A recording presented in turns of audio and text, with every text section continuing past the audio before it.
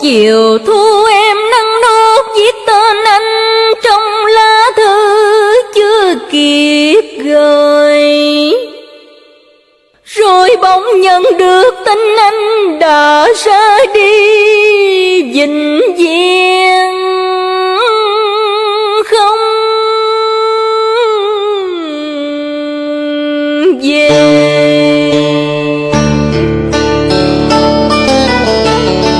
Như sét đánh ngang tay khi tin dở dòng về, em vẫn không tin dù đó là sự thật, lòng đau